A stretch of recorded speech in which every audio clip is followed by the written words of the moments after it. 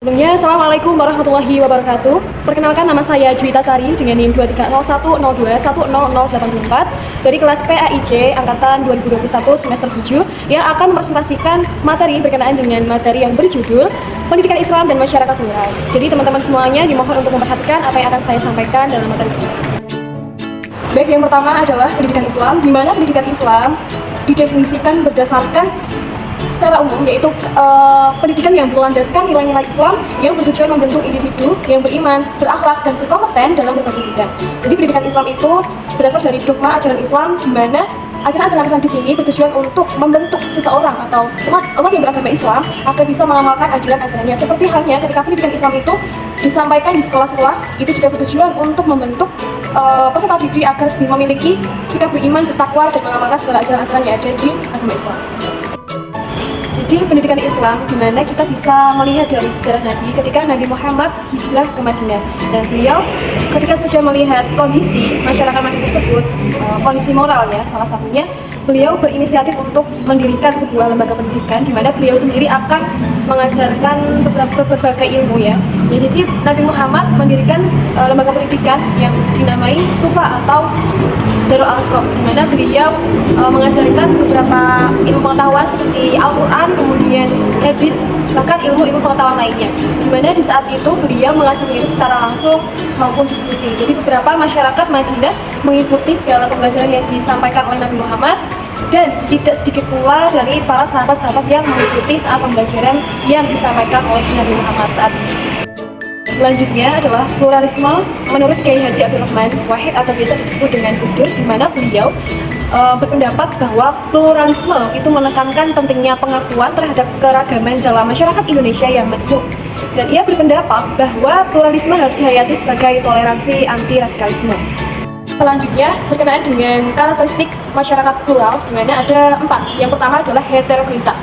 Heterogenitas itu merupakan berbagai kelompok etnis yang berbeda. Jadi adanya keberagaman di antara banyaknya suku, bahasa, kemudian ras, agama yang menjadi ciri khas dari masyarakat plural itu sendiri.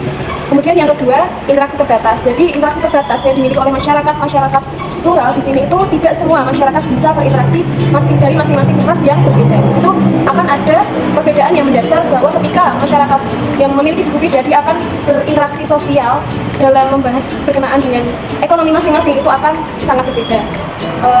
Berkaitan dengan hal lain pun itu juga akan memiliki perbedaan yang sangat condong di masing-masing suku. Kemudian yang ketiga adalah toleransi. Di sini dibutuhkan toleransi di mana banyak agama yang tidak sama ya dalam satu daerah misalnya. Di sini juga membutuhkan sikap saling menghargai, kemudian tidak memaksakan kehendak karena masing-masing sudah memiliki keyakinan sendiri-sendiri.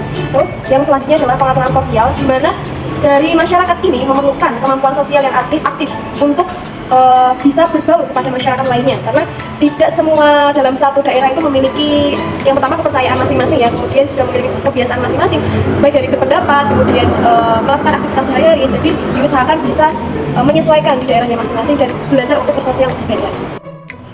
Materi terakhir yaitu tentang konsep pemikiran Gus Dur, di mana dalam definisinya itu sendiri kita sudah membahas bagaimana sudut pandang dari Kiai Haji Abdul Rahman Wahid atau bisa dipanggil Gus Dur.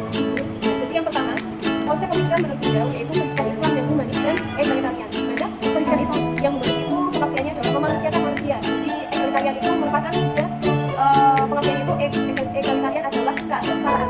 Kesetaraan itu di mana itu memberikan dasar kepada kaum karena di masa Orde Baru belum adanya kepercayaan ini sehingga belum bisa diterima oleh masyarakat yang ada di kita. Akan tetapi beliau sendiri mempertimbangkan untuk bisa beribadah karena memang agamanya berbeda.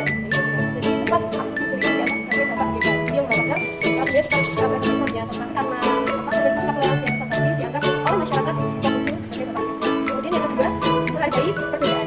Adanya perbedaan pendapat baik dari agama, kemudian aktivitas kehidupan sehari-hari itu juga bukan sikap yang saling menghargai. Karena banyaknya pendapat yang disampaikan oleh masyarakat itu juga harus bisa kita maklumi, kita perhatikan dan terima seperti itu, dan tidak memaksakan kehendak.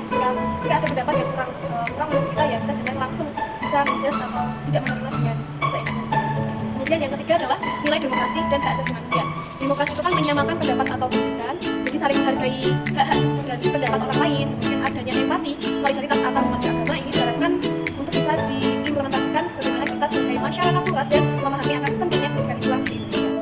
Baik, terima kasih. Saya tutup. Wassalamualaikum warahmatullahi wabarakatuh.